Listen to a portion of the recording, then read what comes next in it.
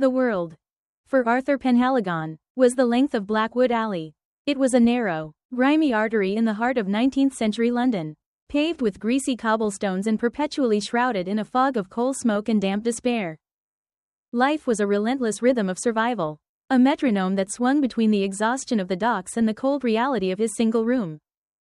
At 22, his hands were already calloused into thick, unfeeling leather from hauling crates and ropes, his back perpetually aching with a dull, familiar fire. His dreams, however, were vast and golden. They were fantasies of escape, not forged through plans, but through luck, a dropped wallet on a clean street, a long-lost noble relative, a winning lottery ticket he couldn't afford to buy. In his mind, the wealthy were not people who had done something, but people to whom something had happened. They were a different species, born under a different sun. His financial strategy, if one could call it that, was one of desperate preservation. Every halfpenny saved was a victory against starvation. He'd hide his small stash of coins under a loose floorboard, counting them in the dim candlelight. It was a poor man's treasury, a fund for sickness or unemployment, not a seed for growth. The idea of money making money was as fantastical as a talking horse. Money was for spending on necessities, and the little that was left was for hoarding against the inevitable rainy day, which, in London, was every day. The turning point, the event he had always dreamed of, arrived on a Tuesday. A letter, official and crisp, found its way to his slumlord and then to him. A great aunt he'd never known had passed away, leaving him her sole inheritance. The sum was £20. To Arthur, it felt like a king's ransom. £20. It was more than a year's wages from the docks. The alley suddenly seemed less oppressive, the soot less suffocating. This was it. This was the lucky break. The divine hand reaching down to pluck him from the muck. The floorboard was emptied, and for the first time, Arthur felt the solid weight of a future in his pocket. He stopped going to the docks. He was a man of means now, an investor. He listened intently in the pubs, not to the gossip of the common folk, but to the hushed, excited whispers of men in slightly better coats. They spoke of a new venture, the Transatlantic Express Shipping Company.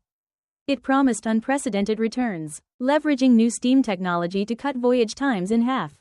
Shares were being offered for a limited time. It was exclusive, revolutionary, a sure thing. You put your money in, a man with a waxed mustache told him, and in 6 months, your £20 becomes 100. In a year, 500. It's the modern world, my boy. You have to be in it to win it. The logic was intoxicating. Why work when your money could work for you? This was what the rich did. They put their money into grand schemes and reaped the rewards. With a heart pounding with ambition, Arthur found the company's temporary office, a grandly decorated room in a slightly less grand hotel, and handed over every last shilling. He received a beautifully printed share certificate, a testament to his new life as a capitalist. For a month, he walked on air, imagining the townhome he would buy, the tailor-made suits he would wear. Then, he went to the office for an update. It was empty. The grand decorations were gone, leaving behind only scuff marks on the walls. The men with their waxed mustaches and grand promises had vanished. The Transatlantic Express Shipping Company had never existed. The fall was harder and faster than he could have imagined. He wasn't just back where he started. He was lower. Before, he had poverty and a foolish dream.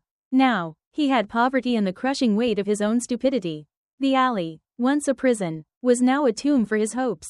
The despair was a physical thing, a cold sickness in his gut. He had been given his one chance and had proven himself utterly unworthy of it. For weeks, he drifted. He begged for scraps of work at the docks. But his old position was gone, and he was left with the most menial, day-to-day tasks that paid almost nothing. One rainy afternoon, seeking shelter more than anything else, he stumbled into a place he'd never noticed before. It was a small, dusty bookstore tucked between a pawn shop and a bakery. The sign above the door simply read, Abernathy's Books. The air inside smelled of old paper, leather, and quiet contemplation. An elderly man with a cascade of white hair and spectacles perched on his nose looked up from a massive tome. He didn't smile, nor did he frown. He simply observed Arthur, dripping and defeated, standing in the doorway, lost, or just hiding from the rain. The man, Mr. Abernathy, asked, his voice calm and even. Both, I suppose, Arthur mumbled. He started spending his afternoons there, amidst the silent towers of books. He had nothing better to do. Nowhere else to go. He couldn't read well, only enough to decipher street signs and simple notices, but the quiet was a balm to his bruised soul. He would pull books from shelves, feeling the weight of them, wondering at the worlds of knowledge locked inside. One day, his bitterness spilled over. "It's all a lie, isn't it?" he said to the quiet room. "Hard work, saving, it gets you nowhere. The only way out is to get lucky. And I had my luck. I wasted it." Mr. Abernathy looked at him over his spectacles. "You mistake a windfall for luck. And luck for a strategy. Tell me, son, when you had your 20 pounds, what did you believe it was?" "A ticket out," Arthur said immediately. "Precisely. A ticket. A single-use pass. That is a poor man's thinking," Mr. Abernathy said, closing his book with a soft thud. "You thought the money itself was the solution. A rich man, or a man who thinks like one, would have seen it differently. He would have seen it not as a ticket, but as a handful of seeds." Arthur stared, uncomprehending. "You tried to buy wealth," the old man continued, his voice gentle but firm. "Wealth is not bought, it is built. You gave your money to men who promised a magic beanstalk. A wise man would have used it to buy a shovel and some seeds. And then started digging." The metaphor hung in the air between them. For the first time, a sliver of light cut through Arthur's gloom. It wasn't a dazzling ray of hope, but the faint, flickering light of understanding. "But I can barely read," Arthur admitted, the shame hot on his cheeks. "What do I know of shovels and seeds?" A faint smile touched Mr. Abernathy's lips. "Then the first seed you must plant is not in the ground, but in your mind. The greatest investment you will ever make is not with coin, but with time. Invest in yourself. The dividends are limitless." And so began Arthur's true education. He had no money to pay Mr. Abernathy, so he paid in labor. He swept the floors, dusted the endless shelves, and organized the stock. In return, Mr. Abernathy became his tutor. They started with children's primers. Arthur's big, calloused fingers tracing the letters, his brow furrowed in concentration. It was humbling, frustrating work, but with every page, a new world opened up. After he mastered literacy, Mr. Abernathy guided him to new shelves. Not fiction or fantasy, but books on basic economics, on accounting, on the biographies of men who had built empires from nothing. He read about supply and demand, assets and liabilities, profit and loss. He learned that money was a tool, like a hammer or a chisel, and its effectiveness depended entirely on the skill of the person wielding it.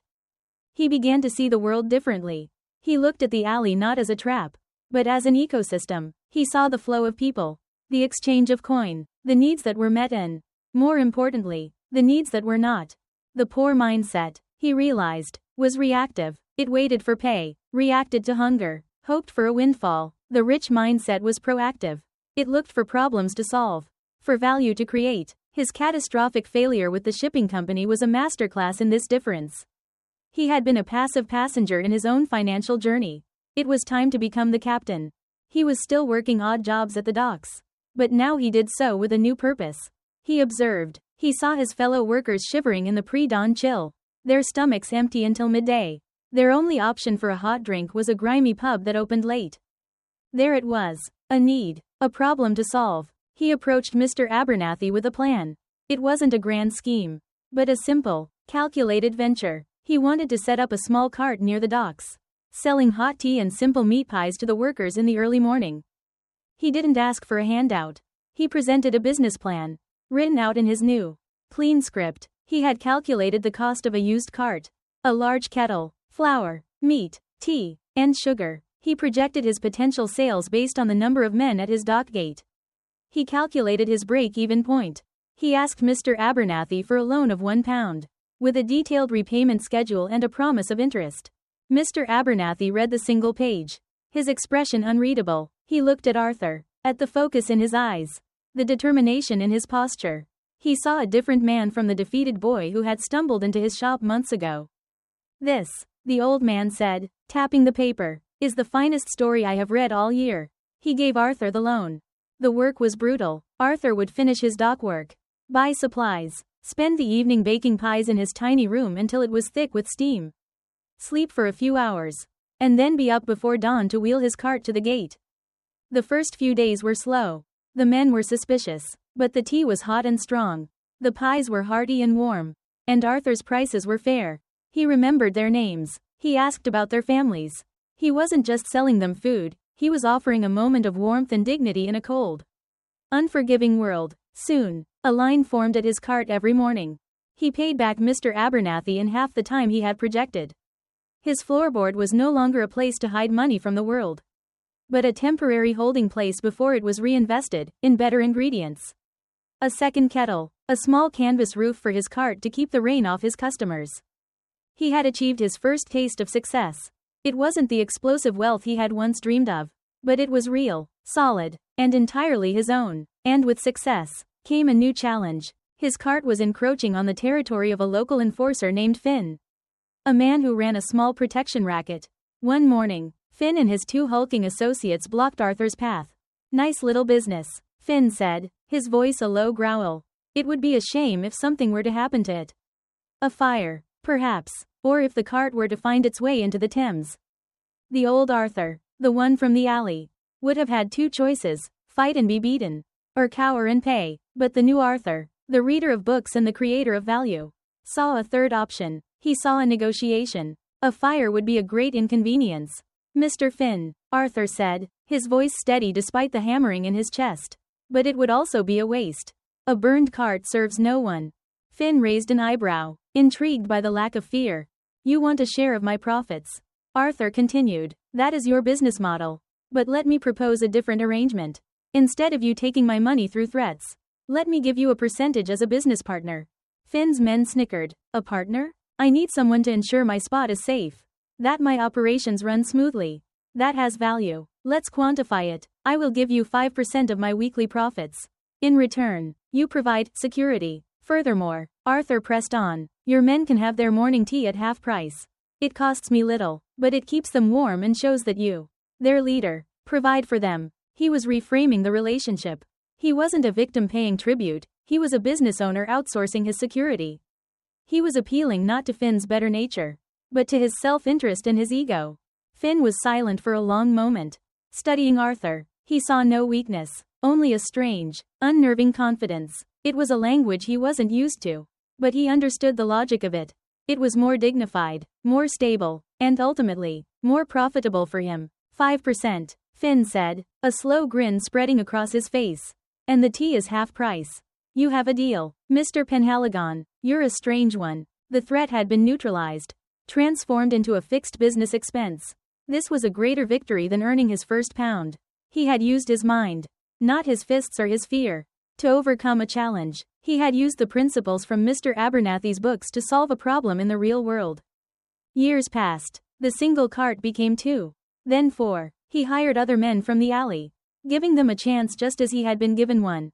He eventually saved enough to rent a small bakery, no longer needing to bake in his room. He designed a system, an operation. He was no longer just Arthur the Pie Man, he was Arthur Penhaligon, the proprietor of the Morning Star Bakery, a small but growing enterprise. The day he finally moved out of Blackwood Alley was quiet and unremarkable to the rest of the world. But for him, it was everything. He had bought a small, clean flat on a street with trees. As he stood in the empty room, the key in his hand, he looked back at the alley. It was still there, still grimy, still filled with people trapped in the same rhythm he had once known. But he now understood that the true alley was not the physical space. The true alley was a state of mind. It was the belief that you were a victim of circumstance, that your fate was in the hands of others. That escape was a matter of luck. He had not just walked out of a physical location, he had climbed out of a mental prison.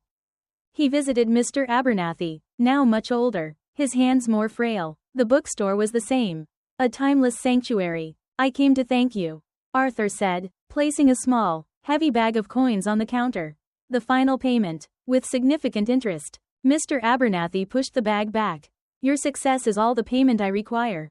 You learned the great lesson, Arthur. You stopped trying to save your way out of poverty. Saving is a defensive move. It's important, but it will never let you advance. You learned to build your way out.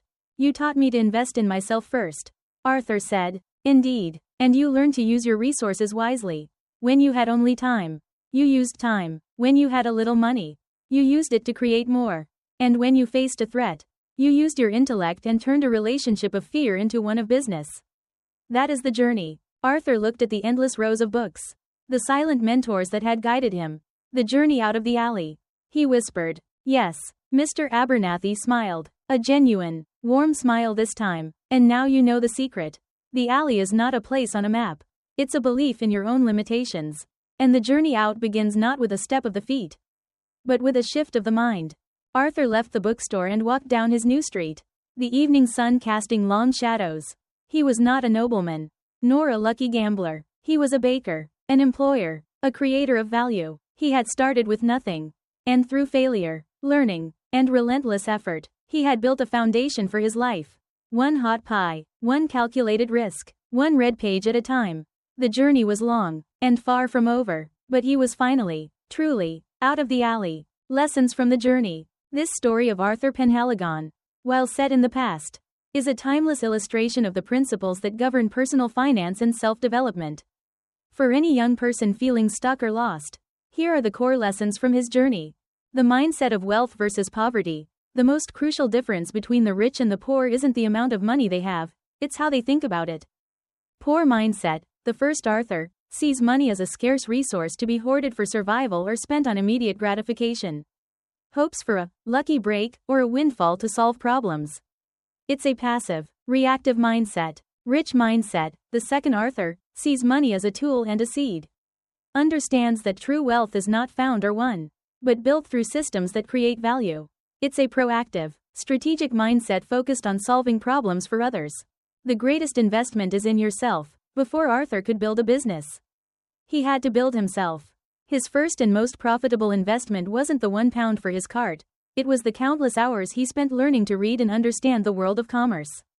Takeaway: your skills, your knowledge, and your mindset are your most valuable assets. Don't be afraid to spend time and money on books, courses, and mentors. Learning a valuable skill will pay far higher dividends than any stock market tip. Don't just save, create value. Arthur's initial strategy of hiding coins under the floorboard could only ever protect him from starving, it could never help him thrive. His breakthrough came when he stopped focusing on saving pennies and started focusing on creating value for his fellow workers. Takeaway: frugality is important, but you cannot save your way to wealth. Your primary focus should be on increasing your capacity to earn. Ask yourself, what problems can I solve? What needs can I meet? The more value you provide, the more you will be compensated.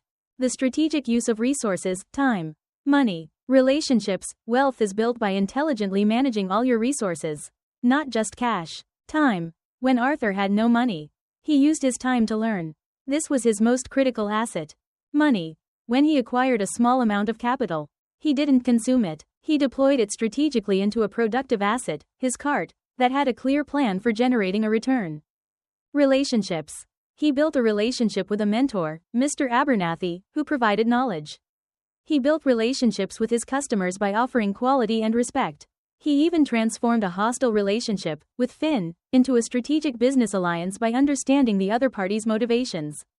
The journey out of your own alley, be it financial debt, a stagnant career, or a feeling of helplessness, begins with the fundamental understanding that you are the builder of your own life. Stop waiting for a lottery ticket. Pick up your shovel, plant your seeds of knowledge, and start building.